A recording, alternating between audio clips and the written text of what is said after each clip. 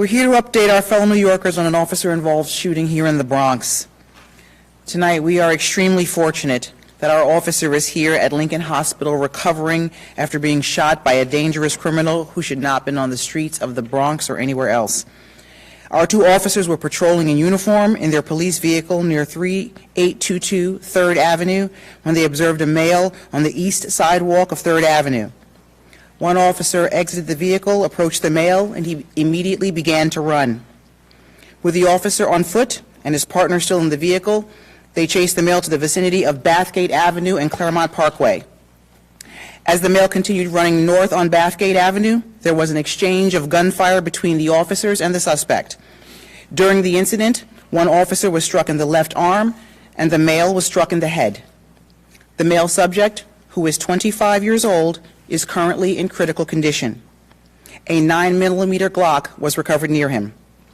I want to thank Dr. Raja and the entire team here at Lincoln Hospital for taking great care of our officer and for their constant support. Before the mayor speaks, I have to commend our courageous officers. This is what we ask them to do, and they're on the streets every day and night risking their lives on behalf of New Yorkers. Mr. Mayor.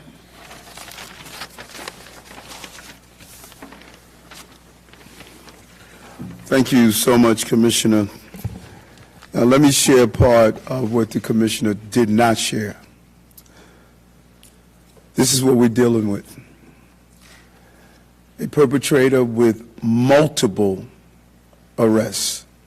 Multiple arrests.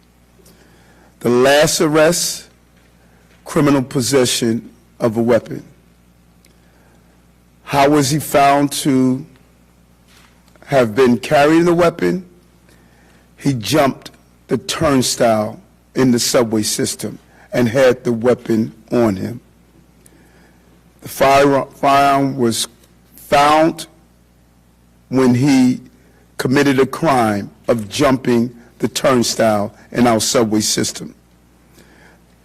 Here's the problem. The arrest was March 2020. And for 20 months after the arrest, he remained on the streets. He finally pled guilty December 2021. So you're asking yourself, he pled guilty in December 2021. Why wasn't he in jail? He was still out, waiting to be sentenced. The sentence was pushed off for 5 months. And then you know what else happened? It was pushed off again. People want to ask, why am I cracking down on fare evasions? That's why. People want to ask why we're conducting 300,000 stations inspections. That's why. People want to ask why are we pushing for reform? That's why. This is what we are up against. Tomorrow, the Commissioner and I is going to announce actions we believe need to be taken to deal with this real issue that we are facing. And I just met with Officer Vargas. And here's the very interesting aspect of this. Our city is divided. The overwhelming number of New Yorkers are the good guys. A small number of violent people are the bad guys. Officer Vargas' father-in-law is a police officer, assigned to the neighborhood safety team, going after guns. Officer Vargas is a police officer, going after guns. You have family members in this city that are saying we're tired of living in violence. And they are up against those who believe we should be spending our attention protecting criminals. Who the hell will protect the innocent New Yorkers in this city? That's the question we have to ask ourselves.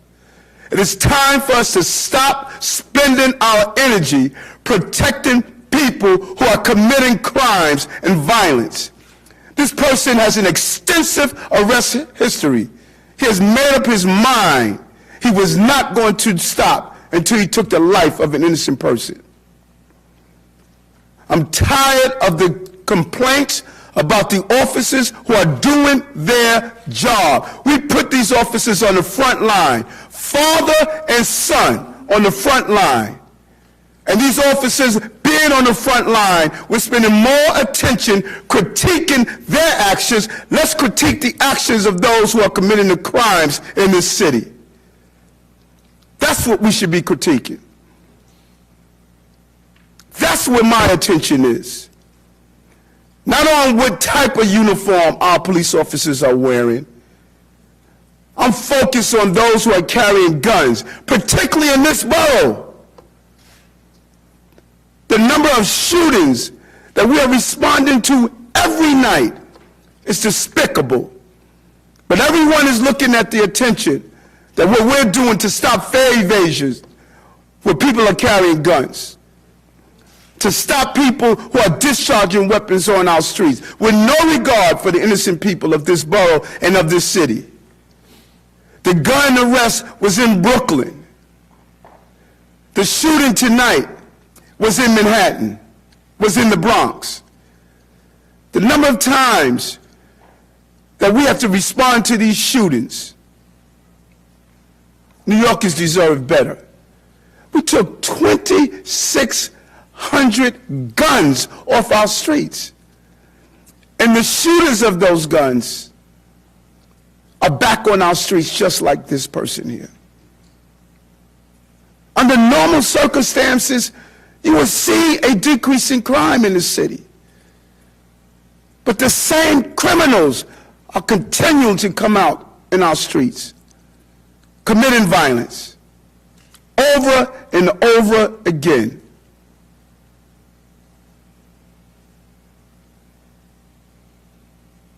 City deserves better. We have to commend these officers. In spite of the criticisms, in spite of the attacks, in spite of all the naysayers, in spite of all the things that are thrown at them, they continue to do their job. They continue to respond. His father-in-law and son, they were on the streets.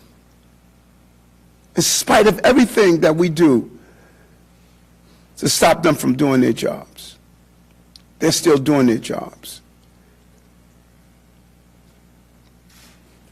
And I want to thank them for putting themselves in harm's way. While we go after the small number of people who have made up their minds, they have no regard for the people of this city. It's time for us to start thinking about the innocent people of this city.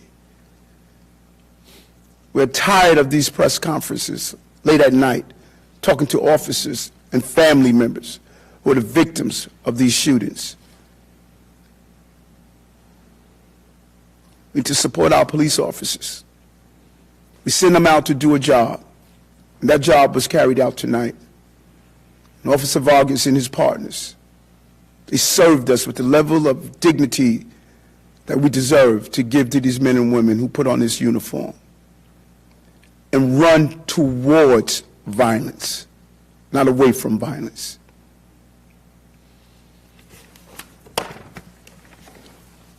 I'll turn it over to Chief of Detectives James Essex for details.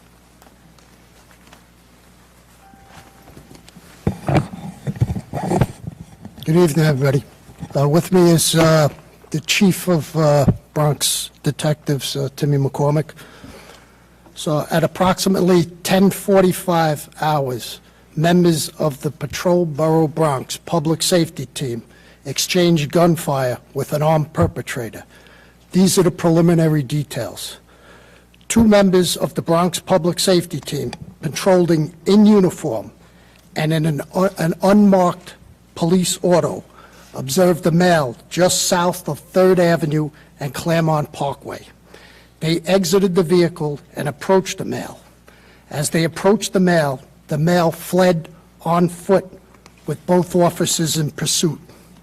They went westbound on Claremont and then northbound on Bathgate, an approximately 1.5 block chase. The male then turned on the officers and fired 2 shots. The officers returned fire, striking the male. The male was taken to St. Barnabas Hospital and is listed in critical condition. A 9mm Glock 48 was recovered on the scene, pictured right here.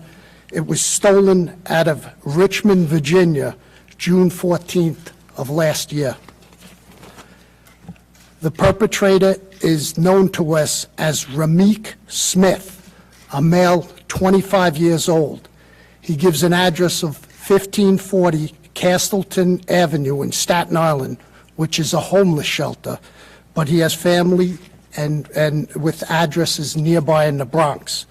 His arrest history includes a July 2016 robbery in Staten Island, where he pled guilty and received 5 years in probation.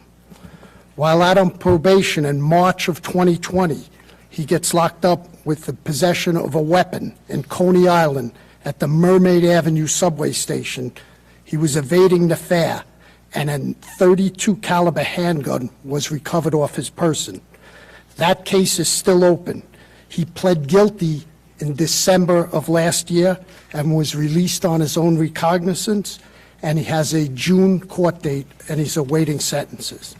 Our officer, thankfully, was taken to Lincoln Hospital, where he's expected to make a full recovery. Patty Lynch. With that, I'd like to turn it over to Pat Lynch. I agree. You know, we spend our day answering questions, but I have a question. What will it take before our legislators realize they made a mistake? When will they start speaking for the people in the street? When will they give us the resources we need rather than pat us on the back? We spent the morning up in Albany as we stood in solemn prayer to put the names of 49 police officers who gave their lives in the line of duty for this city and this state. And we had legislators patting us on the back. When will they stop patting us on the back and help us take our streets back? We are in a crisis. We need help now. First thing you're taught in the police academy. When you pull that trigger, that round goes someplace. It hits something. It doesn't stop until it hits or kills somebody. The perps don't care where that bullet rounds. Today, it landed on a police officer. Tomorrow, will it be your child at the bus stop? Will it be you going to work? Will it be you standing on your stoop? Now, we have to have a real discussion. Not a nonsense discussion, a real discussion where all the stakeholders sit down and have a realistic conversation to help us do the job. You know what I want to see? I want to see the renaissance of the city again. I think we can do it if we start tonight. We take a couple of questions. Anybody? Joe Marino, New York Post. Any prior EDP history? We're not going to comment on his medical history. But Any other questions? Anybody? Thank you, everyone. Thank you.